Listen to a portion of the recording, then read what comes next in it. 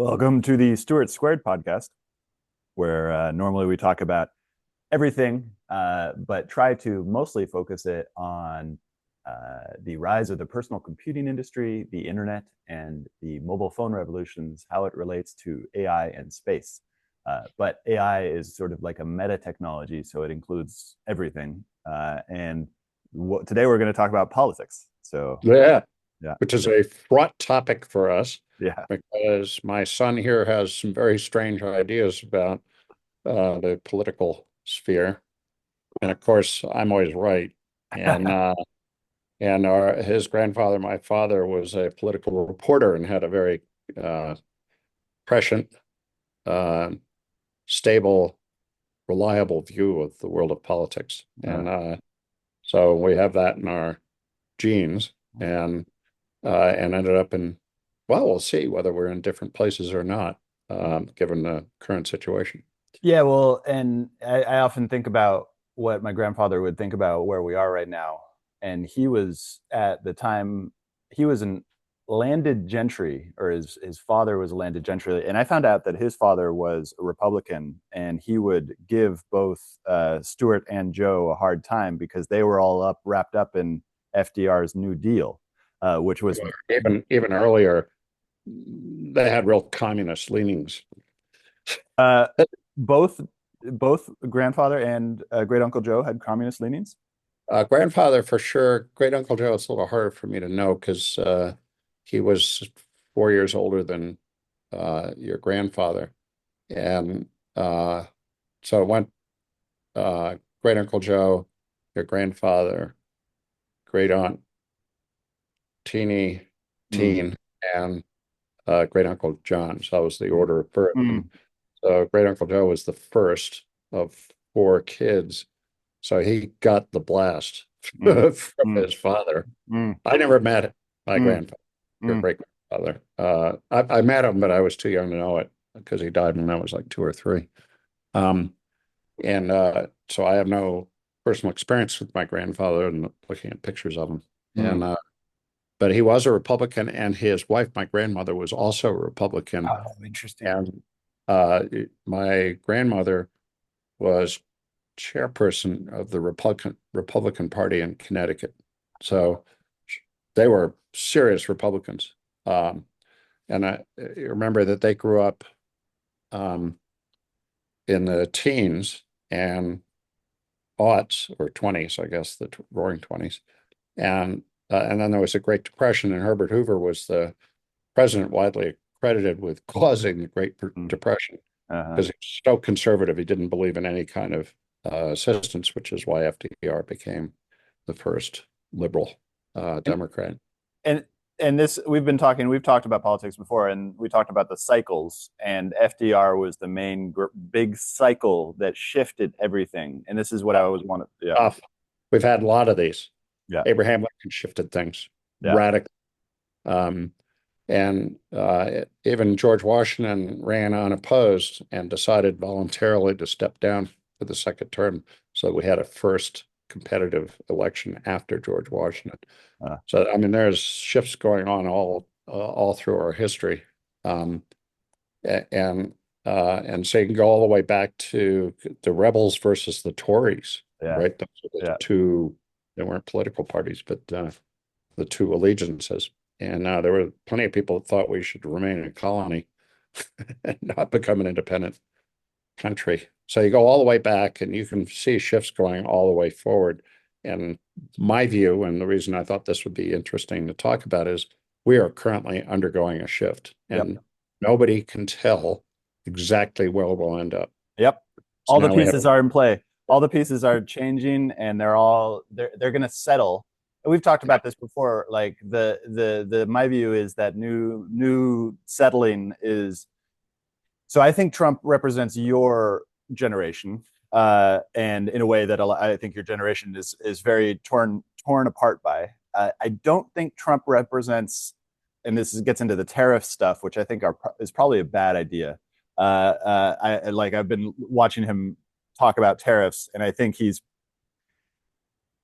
So I won't go into that. We'll go into that later. But I think Milei represents the new right, and RFK Jr. represents the new left, and that will be the spectrum from now on.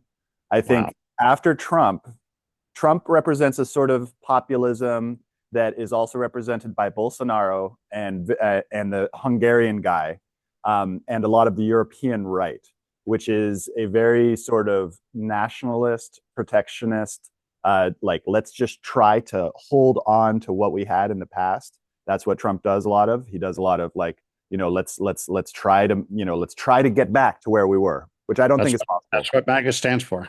Yeah, exactly. And so there's an alliance between Milei and Trump, but I don't think that alliance is a ideological one. I think that's a political one. So when I started being an adult Yeah. 50 years ago, it's debatable, might have been 40, but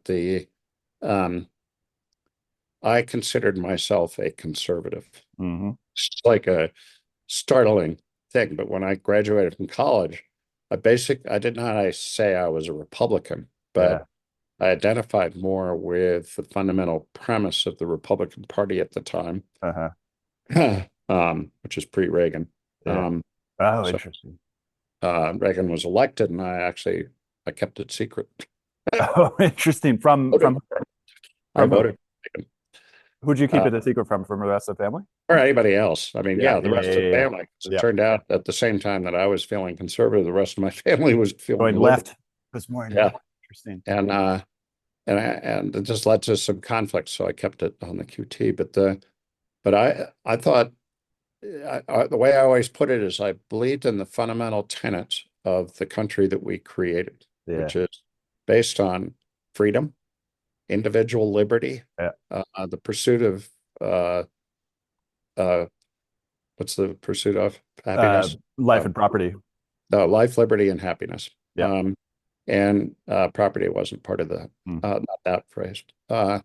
And we created a country in reaction to the one that owned us previously, Britain, and which had a king and a monarchy, and it was a constitutional monarchy, but Mhm. they actually had parliament, and they had a similar form of government, similar but different. So we broke off and said, look, we're going to do this thing, and we're going to have this checks and balances, and it's all based on the idea of a loosely organized federal government with state rights and individual freedom. Mm. And that I bought that hook, Mm. line, and sinker. Mm. So to some degree, I've watched the Democrats like go nuts. So I'm firmly in the belief that Joe Biden was the end of an era, Mm. not just because he's 81 now, but Mm. because he's been in politics for 50 years. His whole attitude was formed out of becoming a congressman in the 1960s, Mm. 70s, somewhere in there. Mm-hmm. Mm-hmm. At the next 50 years, trying to be president, finally got there, and he was determined to deliver on everything he'd done for the last 50 years, a lot of which was really good, right? His ability to be a statesman and other things was good, but he just started spending money like wild because he knew it was his last shot, right, to get everything that he wanted to do. And the Democratic Party lined up behind him, and they got everything they wanted, right? And they just went overboard. They just like lost touch with reality. And so people, and this is why your premise is a little, I have struggled with, because young people went for Trump. Mm. They were terrified of what Biden stood for, right? That was not a good future.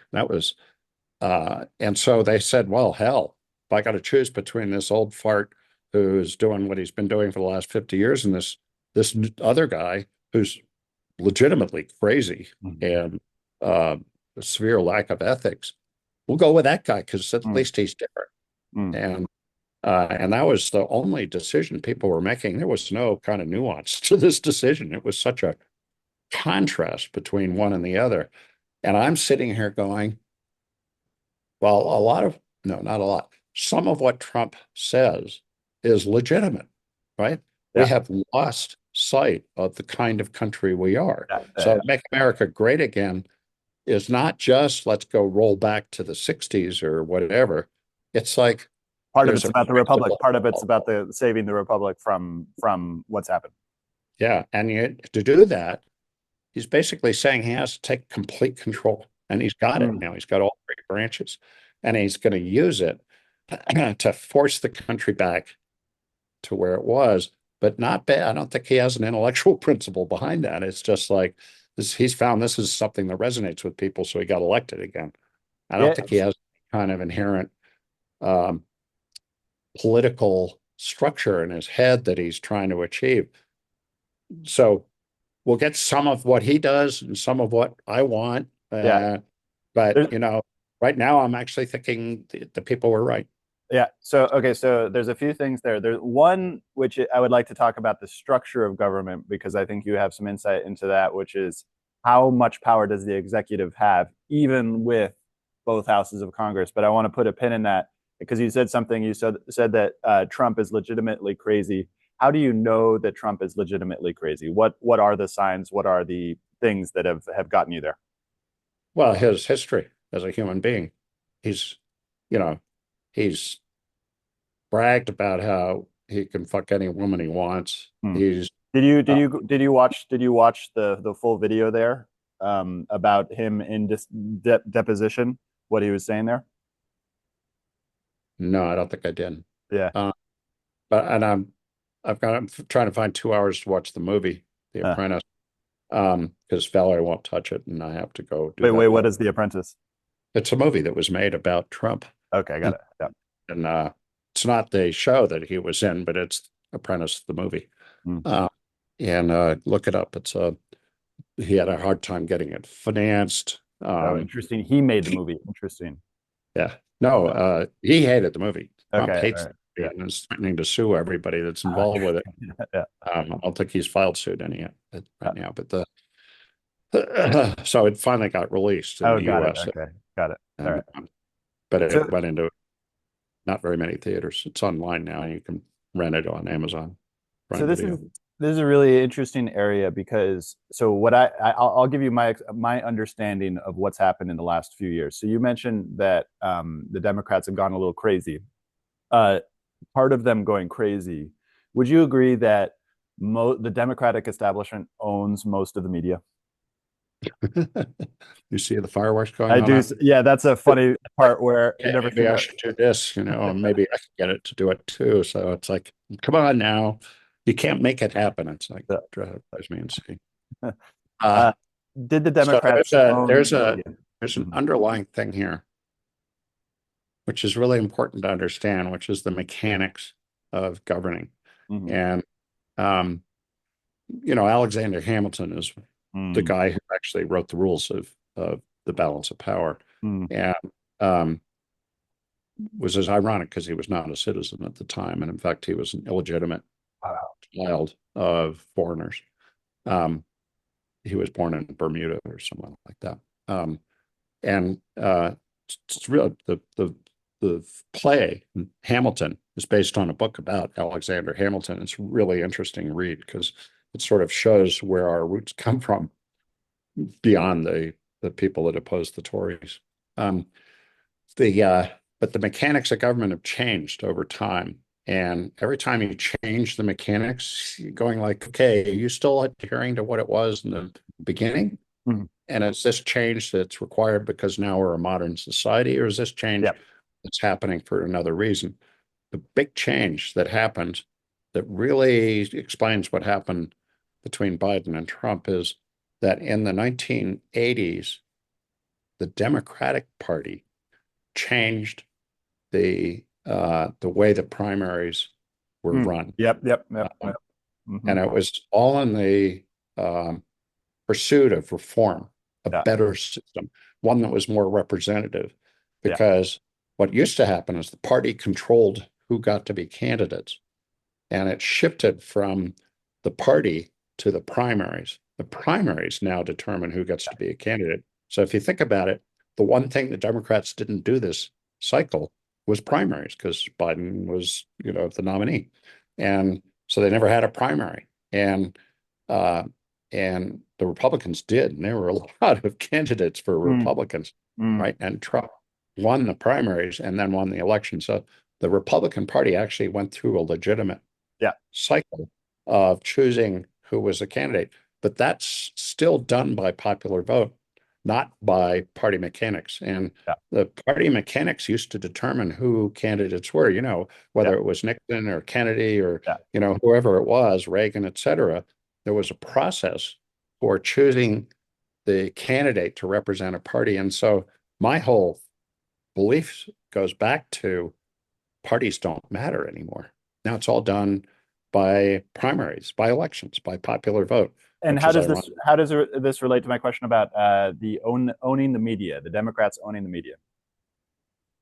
I don't think they own the media, but Fox is every bit the equivalent of CNN. I mean, if you're just talking about traditional media, Sure. media is being redefined now, and they have this thing called Yep. MSM, which is mainstream media, and mainstream media is shrinking in terms of its influence, and everything else is taking over. And you can call it social media, but they're Yeah. like the free press. There are new media, there are organizations that report based on the way things are reported now, as opposed to having a legacy to deal with. So yes. That's a whole other topic to Well, talk but about. well, no. So because I'm getting there, because there's something that happened, and it happened with this rise of the new media and the social media, where people stopped paying attention to longer form content, and most of what we receive is these short clips. And so yes, Fox. I think Fox actually started what I'm about to say, but then CNN and the rest. So Fox is over here. They're like this one thing owned by Rupert Murdoch that is counter to the rest. But you had MSNBC, CNN, all of those guys. Basically, they were all in lockstep. So whenever there was a narrative that needed to be expanded, they would say the same thing. There was no nuance there. And so why I asked that question about how do you know what Trump did? You go look at that deposition video because he was under a deposition when he said this thing that he could grab any woman. And there's a whole thing there in the deposition that never got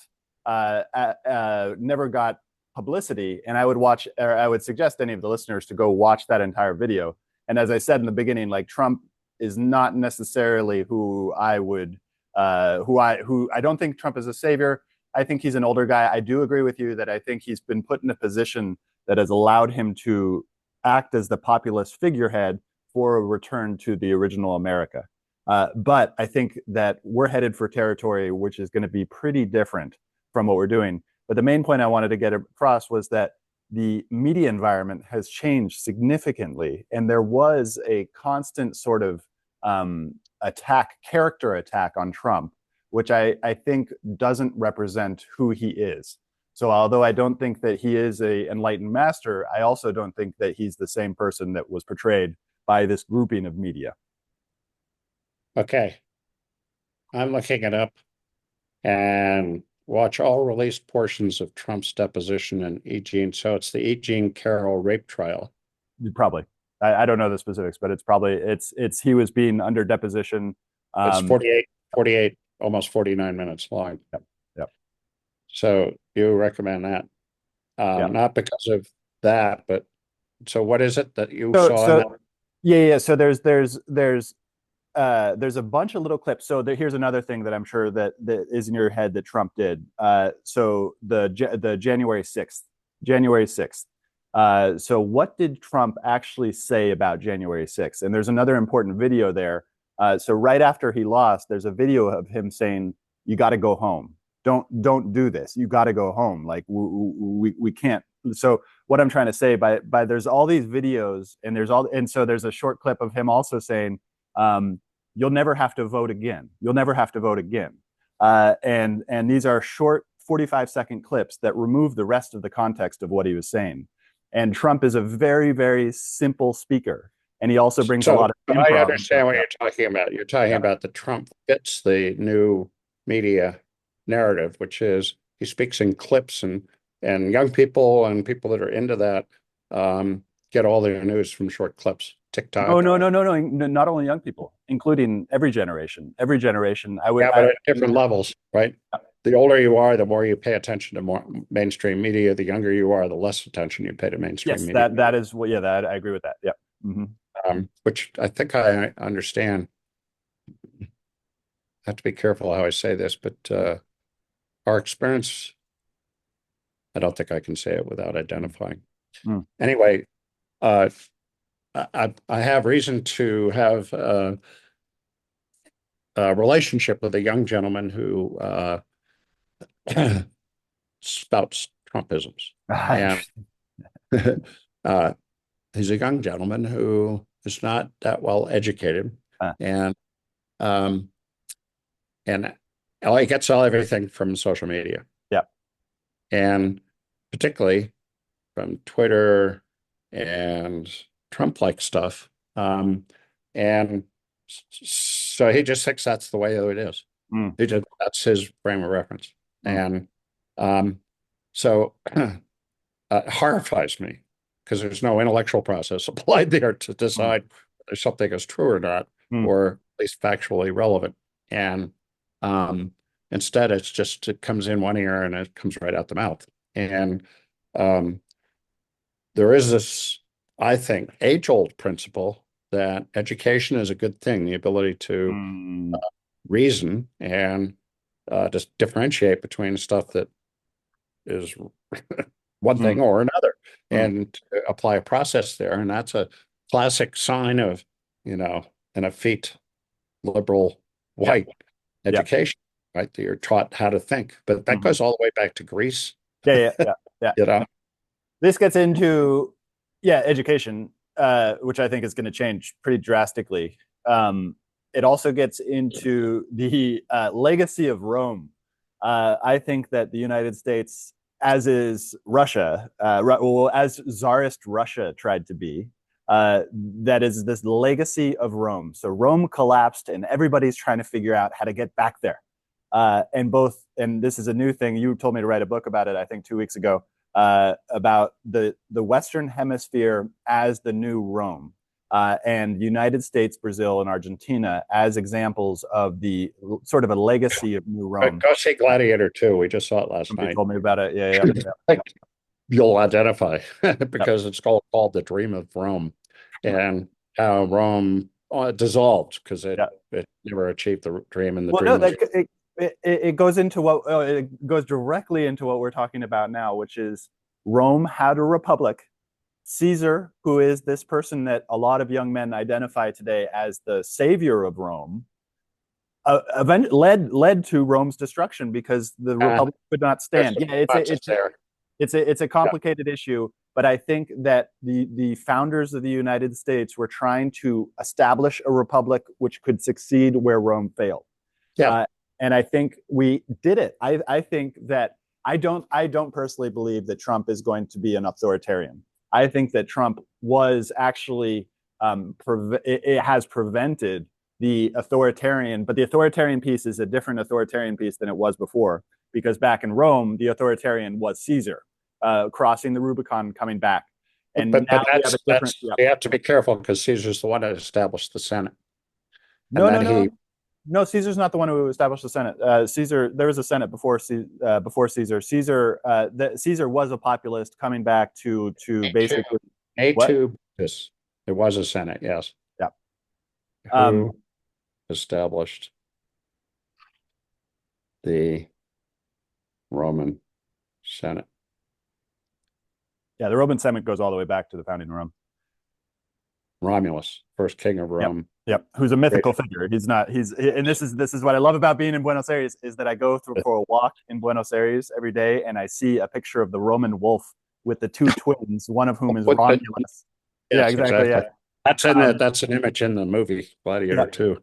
Yeah. So coming back to today, how it relates today, I think so something that never happened in Rome. I did research this. There is a little bureaucracy. They did have to deal with bureaucracy.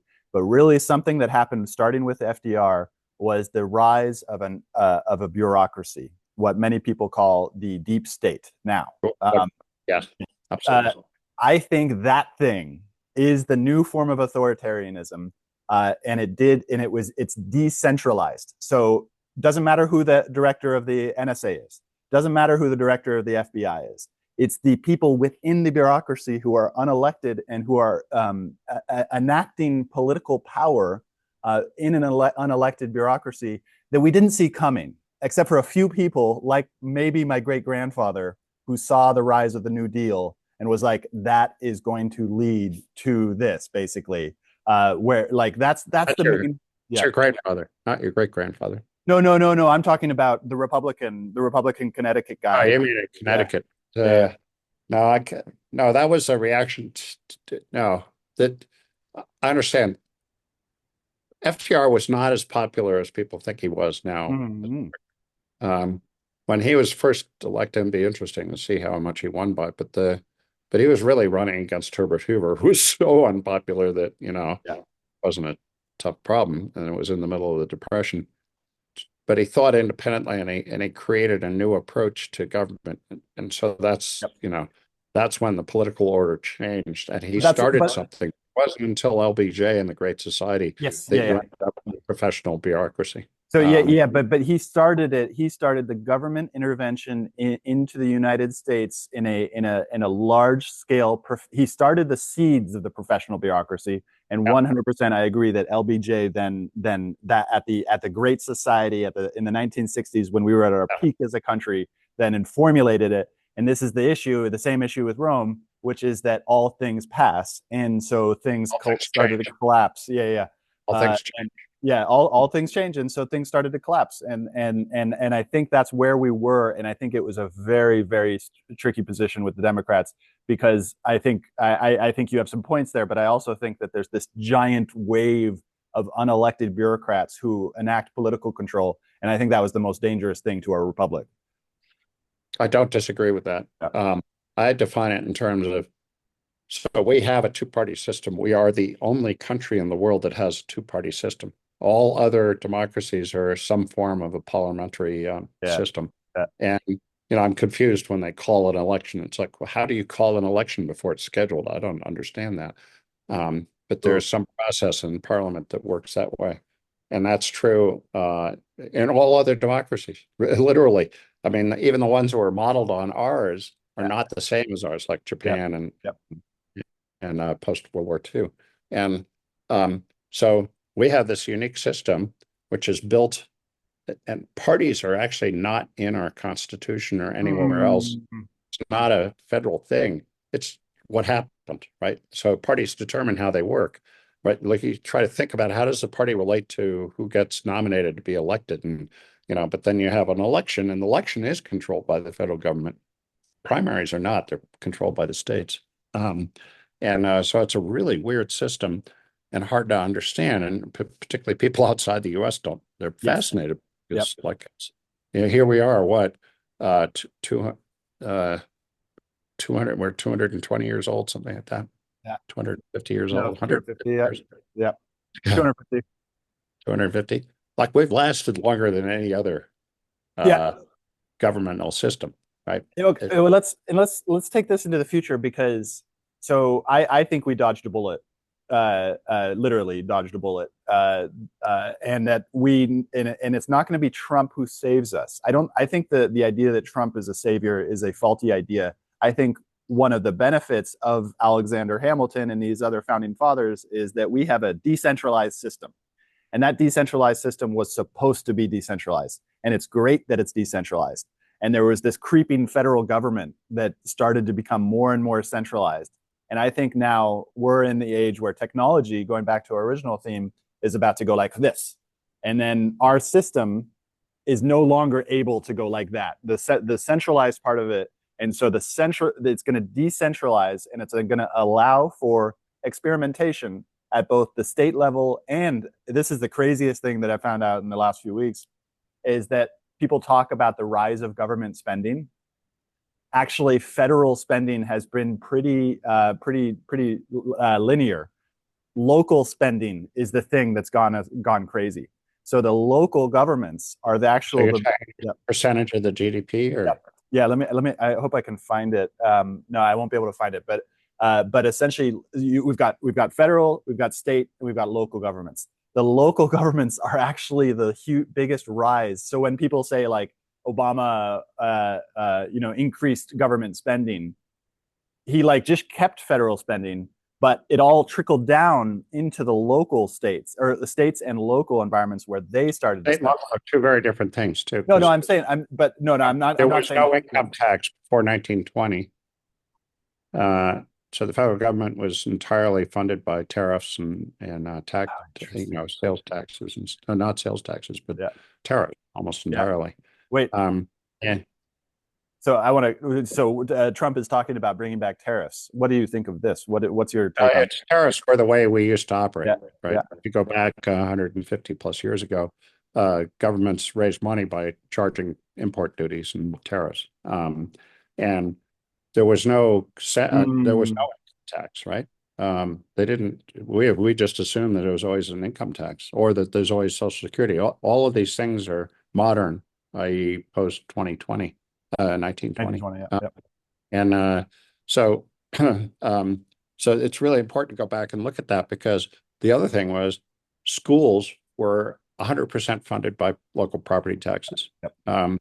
And so people paid tax on their property, and that funded the schools, like a really tight connection between where their kids went to get educated and what they were paying. Yep.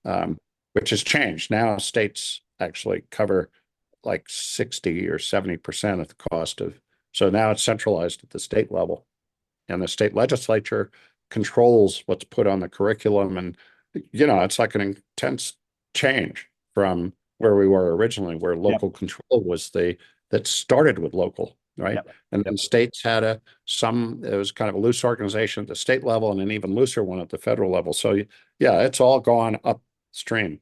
But even now, the federal government only provides about 8% of the cost of education. It's the states that control, which is why there's such a delta in different states. So yes, I agree with all that. And also, there is this growing connection between the federal, state, and local governments, where the federal government did start to have a much tighter connection with both of those other two. So the Department of Education. What happened was the federal government started making subsidies from the feds to the states, depending on what the states did, right? Yes, exactly. So you would not get highway funds if you weren't politically correct, right? The highway fund, the thing that started in the 50s, is one of the biggest boondoggles ever.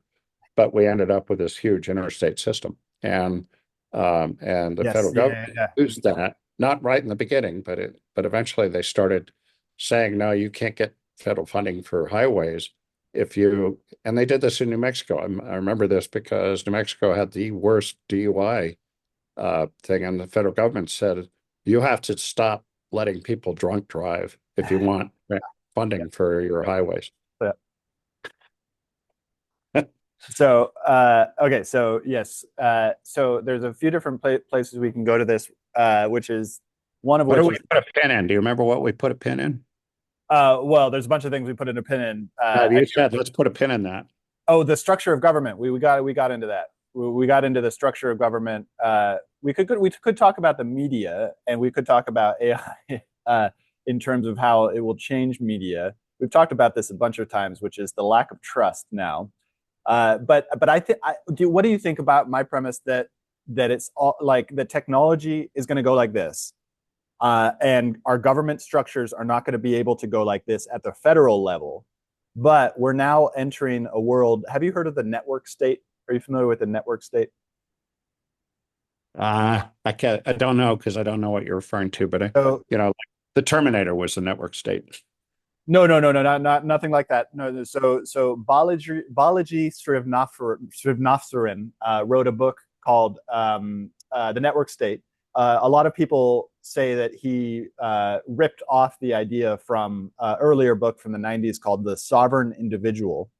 Both of these books essentially go into what happens when the industrial age starts to collapse and the information age starts to rise. And I would say that we're now fully in the information age. I do not think that we're in the industrial age anymore. And so in the information age, we have networks of like-minded individuals. So how this relates to our conversation networks of like-minded individuals who are able to move across the globe somewhat freely, depending on how much money you have. As I've been learning in terms of getting Argentine residency, just in terms of the documents, I think I've spent now $500 or $600 just in the documents. And so, and that's like a hidden cost. Nobody tells you that up front. Like you have to, yeah. But so networks of individuals who are able to have free movement. Some of who represent the knowledge work, the ability to go things like some of the founders that you invest in, say, oh, okay, you know what? I don't like San Francisco anymore. I'm going to move. I'm going to move to Texas. And Texas offers these advantages, or I'm going to move to Argentina.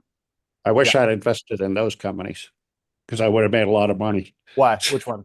Ones that are all moving to Texas. Yes, exactly. This is exactly what we're talking about. And both of us have now left San Francisco. I'm moving to Argentina because the network of people that I can access in Argentina gives me more joy than the network of access that I could get in San Francisco. And so this idea that basically the whole thing is going to fracture and splinter. And the US is actually set up perfectly for this because we have states' rights and we have local rights. And there's a whole system where people can move to places like Texas. But it's also going around the world so that it's not necessarily the United States, but the United States can serve as the laboratory again. That's what I'm excited about. So, okay, I just looked up network side and I see what you're saying. One of the interesting parallels is not the revolution, but the Civil War. So this is one issue in the Civil War, slavery, led the country to split into two parts, and they were done geographically, right? The South and the North. And there was a little bit of stuff on the edge because we hadn't gone west yet. But and this led to a war with people shooting each other and secession and all that. And the only reason it got resolved is the North won, subjugated the South to the North, to the United States of America, recombined after that. There's a whole lot of collateral effects that happen after that because Lincoln got shot and a lot of the basic theory of Republican theory didn't actually get implemented, but which led to racism and a lot of other issues in our society. And now we're in a place where people are moving. So there's this like sub phenomena of people living. I live in a blue state. This is where I came to why I wanted to talk about politics. I've always lived in a blue state. I was born in Washington, D.C., which is always blue. I moved to Massachusetts, which is always blue. Then I moved to California, which is, well, particularly San Francisco, which is always blue. And then I moved to New Mexico, which is now always blue. The one time I might not have lived in a blue state was when I went to school in Los Angeles, because I lived in a working class neighborhood called Eagle Rock in Los Angeles. It's not anymore working class. It's been gentrified last 8+ years. But I lived in it, and I lived in housing where I paid like $100 a month for a 3-bedroom house. It was ridiculous. And so I drove a taxi cab and joined the union for 3 years. And so the only experience I might have had of not being in a liberal leftist kind of environment was maybe while I was going to school, but I was in Youngstown College. It was a liberal enclave inside of a working class neighborhood. And so I think of myself as like, wow, I've never actually experienced needing to move because I'm surrounded by like-minded people. Other people have to move, and they are.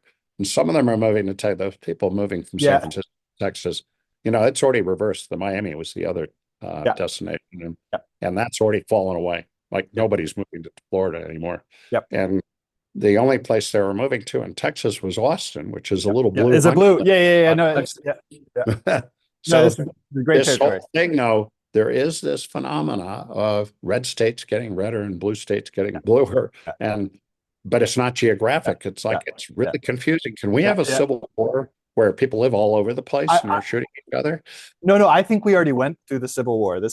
So I think we already went through the event that everybody was scared of from 2008 to 2020. I think the pandemic was a civil war, but it wasn't a civil war in the industrial age sense. It was a civil war in the information age sense. And I'll give you a Network, direct what example. you're Yeah, yeah. calling network sense, right? Well, We live yep, in our ecosystems and listen to yep. people that think like us, and we So don't see the other side. this is so interesting because I got this from you. I I loved San It's all Francisco my fault. when what's that? It's all my fault. It's all your fault. Well, no, no, I love this. I love this. Parents have to live with that. Yeah. Well, no, this is actually something that, and I think there's a mirror that can help you to understand what this is as well, which is that you were living in blue states, but you said you self-identified as a conservative, but you felt most comfortable in the blue things. So I got that from you, where I was in San Francisco. I loved San Francisco. I loved what it was from 1995 when I first experienced it to 2020. And I loved the what I thought was the intellectual freedom, but the intellectual freedom got destroyed. And so where did I move? I moved to the only red county in California, one of the only ones since in Nevada County. Oh, that whole northeastern Yeah, corner of yeah, California is red. yeah. And so I had and at first I was drawn here.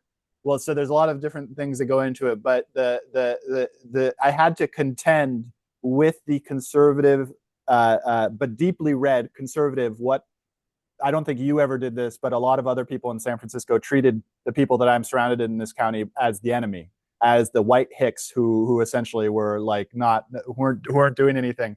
Um, uh, Redneck. Rednecks, yes, exactly, and they're not. They're like that was a character assassination from the elite that said like these people don't know what they're talking about. And so I was able to learn more about it. But you know what the big problem is for me in my life? None of the cities in the red states are beautiful, interesting cities. You know, the only city that I could find, which is now firmly in the what I see as the new future of the conservatives, and not in the United States only, Buenos Aires. It's only Buenos Aires. It's the only beautiful city. You're ignoring a few stops along the way, Go for it. like Yeah. Curitiba. Of what? Curitiba. Well, Curitiba is an interesting. So Curitiba is a nice city. It's a comfortable city, and for the listeners, Curitiba is a city in the south of Brazil, which is actually a very. It is more like the northeast of the United States in the sense that it's more factory, more industrial. It was industrialized in a way that allowed it to essentially have the higher GDP within Brazil. So Brazil is an opposite mirror of the United States. Brazil has the same, except it's north is where the slavery happened, south is where the industrialization happened. So Curitiba is a nice city. Curitiba is a beautiful city, but it's not an interesting city. And Buenos Aires is an interesting city, and the only reason why it's now a sort of more conservative-minded place is because it's like the DC of Argentina. It's Washington D.C. and it's now captured by Milei. And so while Buenos Aires is also a very liberal city, they're not in control anymore. And I think that's right because yeah. There's only so far you can go by making parallels. You still have yeah. to do Mm-hmm. the sort of integral analysis of who we are, supposed to being like Argentina. Or anything else, right? Well, people constantly trying to go, well, we're like, we started with Britain, but we're not England, anymore. And but French should, and I have this all the time because Valerie's French, but yep. or your Uncle Joe is married to a German woman and loves Germany. And so, there are all these kind of parallels, but you have to go like, okay, you get back to the existential question is, what's it mean to be an American? Well, We're all somewhere else. And this goes back to the network state in the United States. I'm a patriot for the United States. I love the United States. I love what the founding fathers did. Argentina copied the Constitution of the United States. They basically copied it and said, okay, we're that too. And so this is why, and then Brazil had a similar sort of thing. And this is why I go back. Argentina and Brazil, Brazil is a little bit different because it started with Portugal, and it's Portuguese, but both Argentina and the U.S. are immigrant countries. Yes. So and this is why I love being there, is because it's sort of like a secondary option that most people discount and this again goes to the whole Western Hemisphere. I think everybody in the Western Hemisphere has a very, very similar thing with little differences, and we're separate from those old people in Europe who are really going to town on their economies. Like, I think we in the Western Hemisphere represent a path for the new millennium, and in this sort of sense that Rome, we hopefully fixed the mistakes that Rome made, and we're now going to have a system. But we lasted a lot longer than they did. Yes. But it is an existential question about the future of democratic society. Yeah. But what? So the last question. So I don't know where I got this term, but everybody keeps on calling America a democracy, but it's not a democracy; it's a republic, right? No, it's actually, we started as a republic, right? The original government formed was a republic, and it didn't work. So our Constitution wasn't written until like 1787 or something like that. That's when Alexander Hamilton came in, and the theory of checks and balances and a two-party system were put in place, and so we rejected the republic, and it didn't work because the states wouldn't get along. The 13 colonies wouldn't agree with each other, and there was no way to force that collective until we made a centralized federal government. And so when we became a federal government, that was a big change and fundamental to who we are. That federal government is, because it does have certain powers, eminent domain, military, defense, those things that could not be done by the states individually. But states' rights was a really critical part of it, right? There was a balance of power between the federal and the government and the states. And in the states, there was a balance of power between state and local. So why we have a really weird system that very few people can figure out. I can understand. But it did something. It feels like it worked. I feel like it worked. It just worked, and it survived a civil war. And that's amazing. 2 million soldiers were killed in the American Civil War, and yet we survived that. We're imperfect for sure, because like racism, all that kind of embedded stuff. That's a problem. We're actually better than most other societies, but we're still not. There's no perfect. There's no agreement on what perfect means. And that's the real essence of why we love America, because we're not perfect, but we kind of get along, and change happens slowly. And, sometimes that's bad, like the Democrats' creeping bureaucracy thing. And, that's why I'm sitting here going, he might be an asshole, but Trump might actually make things better. And we're watching it. Like, he just announced that he put in charge a guy of the FBI who thinks that the headquarters should be moved out of Washington, D.C., which is like, that's a really interesting idea. Maybe they should put the headquarters of the FBI in like the Midwest somewhere. I'm actually very much in favor of that particular announcement. The fact that he knows it from the inside, and the fact that he agrees with what I believe to be true, which is that the deep state is is an existential threat to the American country, to the very system that we have. Deep state. The problem is I know a lot of people, and I've met in the deep state, and there's no single person who represents the deep state. That's why I said it's decentralized. It's a thing, but not a. It's not like somebody's sitting there going, and this is what worries everybody about Trump, is they actually are thinking about it and want to turn it into a purposeful, intentional deep state. And remove it. And this is where Milei comes in, because ultimately, I've learned in my many, many years of struggling to get all the right paperwork for bureaucracies, that the bureaucracy takes on a life of its own, and is only involved in its own existential existence, similar to a human. This is why I think that we have this sort of entity as a corporation. We've given corporations the same level of rights as an individual, is because these things take on a life of their own. And this aspect of the decentralization is so interesting, because you said it exactly right. There is no one person. Like, it doesn't matter who the FBI director is. Because the money and the actual bureaucrats who will who continue on. Doesn't matter who gets like elected. Like they'll just continue their jobs. They're the only ones who know how it works. The FBI might be the wrong example to point to, but like the Social Security bureaucracy or yes, yeah, the regulatory bureaucracy, that there's this challenge in the Supreme Court, which I think actually got ruled on, called the something doctrine, yeah, the where Chevron. Chevron, yeah, the Yep. Chevron doctrine, which was, look, Congress can't deal with all the details. So in the executive branch, they're allowed to do a certain amount without any oversight. And it's not so much without any oversight, but they can interpret regulations passed by Congress. And in that interpretation, there's a lot of latitude, which means that that's really deep state thinking, because that means the bureaucracy can make decisions without any oversight, Yeah, and you yeah, lose exactly. check and balance. The ultimate in check and balances is the fact that the government's gotten too big for any one branch of it to figure out what's going on, you know, Or us as citizens. This is the whole not to challenge mention that citizens. yeah, Yeah. we as citizens have no way to. And But it's not we did.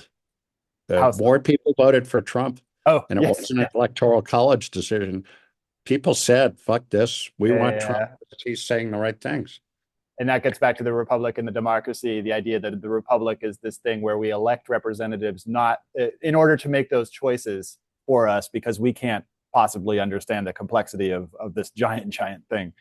Again, We going back to the can only founders. decide who we want representing us. Yeah, really interesting. I Both think in the next time we White should House talk. and in Congress. We don't get to choose the Supreme Court, and that's, you know, Yep.